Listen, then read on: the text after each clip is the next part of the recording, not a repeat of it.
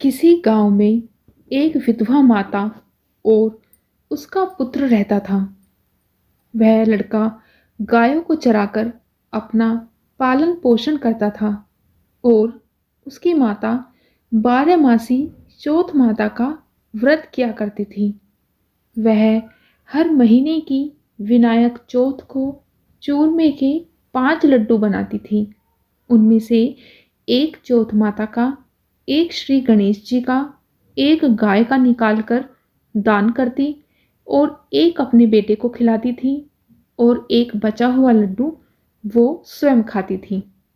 जब वैशाख महीने की चौथ थी तब बेटा अपने पड़ोस में रहने वाली एक पड़ोसन के घर गया।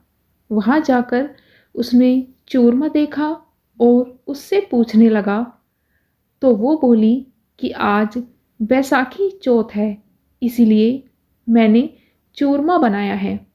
तेरी माँ तो हर चौथ को बहुत सारे लड्डू बनाती है, पर तुझे केवल एक ही लड्डू खाने को देती है, ठंडी बासी रोटी देती है।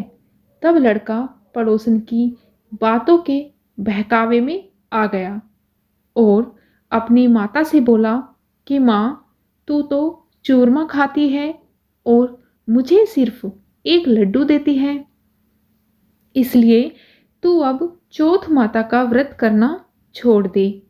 बेटे की बात सुनकर माँ ने कहा कि बेटा, मैं तो चौथ माता का व्रत करती हूँ केवल तेरी सुख और शांति के लिए।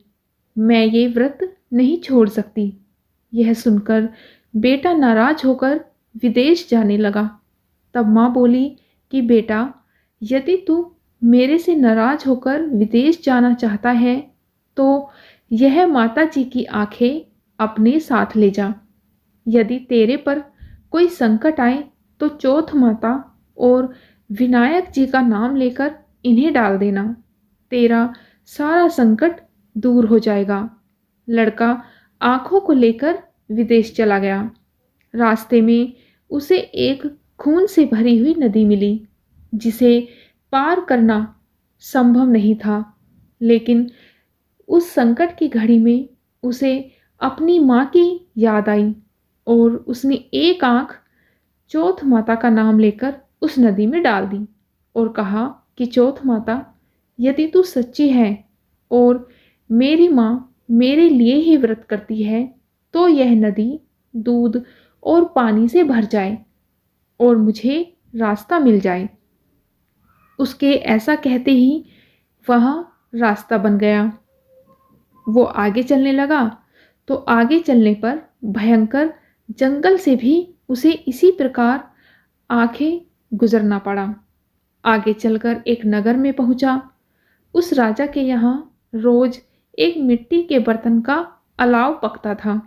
वह अलाव तब पकता था जब उसमें एक आदमी की बलि दी जाती थी, यानी कि एक आदमी को बर्तनों के साथ चिन दिया जाता था। उस लड़के ने वहां जाकर देखा, एक बुढ़िया माई आटा पीसते जा रही थी और रोती जा रही थी। लड़के ने इसका कारण पूछा। तब बुढ़िया माई ने कहा कि आज मेरे इकलौते बेटे का इस अलाव में जाने का नंबर है। तब वह लड़का बोला कि हे बुढ़िया माई, तू मुझे जल्दी से खाना खिला दे, तेरे पुत्र की जगह मैं आज चला जाऊंगा। बुढ़िया माई ने मना किया, लेकिन लड़का नहीं माना और राजा का बुलावा आने पर अपना सामान बुढ़िया माई के घर छोड़कर वो राजा के महल में चला गया और अपने साथ चौथ माता की आंख व एक जल का लोटा उस अलाव में अपने साथ रख लिया और चौथ माता का नाम लेकर बैठ गया। दूसरे दिन अलाव पककर तैयार हो गया। लोगों को बहुत आश्चर्य हुआ। प्रजा ने जाकर राजा से ये बात कही। तब राजा स्वयं देखने आए। अलाव में से बर्तन निकाले जाने लगे तो अंदर से आवाज आई, धीरे धीरे बर्तन उतारो, अंदर मैं हूं। तभी राजा ने आवाज सुनकर कहा कि तू अंदर कौन है? कोई भूत प्रेत है या कोई देव है? तब वह लड़का बोला कि कल जिस लड़के को तुमने अलाव में चुना था, मैं वही लड़का हूँ। लड़का बाहर आया। बाहर आने पर बुढ़िया माई और राजा के पूछने पर उसने कहा कि यह सब चमत्कार मेरी चौथ माता और विनायक जी के व्रत का है। मेरी माँ मेरी सलामती के लिए व्रत करती है और उन्हीं के प्रताप से आज मेरा यह भयानक संकट दूर हुआ है। राजा को विश्वास नहीं हुआ। तब राजा ने 2 घोड़े मंगाए। एक पर वो स्वयं बैठा और दूसरे पर लड़के को बिठाकर उसके हाथ पैरों में जंजीर बांधी और कहा कि यदि तेरी बात सच्ची है तो यह जंजीर मेरे हाथ पैरों में आ जाए। लड़के ने चौथ माता का आखा पूरकर कहा कि हे गणेश जी महाराज, आप ही मेरी रक्षा करें। इतना कहते ही भगवान की कृपा से वह जंजीरें खुलकर राजा के हाथ में जा गिरी। राजा रानी व प्रजा ने चौथ माता का चमत्कार अपनी आंखों से देखा। उसी दिन से वे सभी चौथ माता व विनायक जी के परम भक्त हो गए। राजा ने अपनी राजकुमारी का विवाह उस लड़के के साथ कर दिया और बहुत सारा धन और वैभव देकर उसको विदा किया। जब वह दोनों वर वधू अपने घर पहुंचे तो लोगों ने जाकर बुढ़िया माई को बताया कि तेरा बेटा बहू को लेकर आ रहा है। तब वह बोली, अरे नहीं, मेरे भाग्य में बहू बेटे का सुख कहाँ।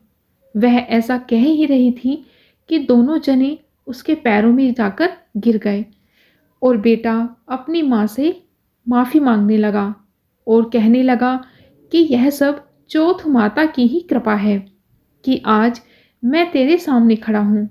उसके बाद उसने सारे नगर में ढिंढोरा पिटवा दिया कि सारी सुहागिनें बेटी की माँ हो सके तो लड़कियां भी चौथ माता का व्रत करें और हो सके तो पूरे 12 महीने की चौथ करें, नहीं तो चारों बड़ी चौथ करें और नहीं तो 2 तो अवश्य ही करें।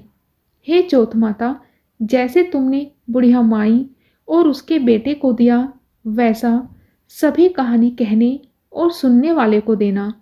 बोलो चौथ माता की जय।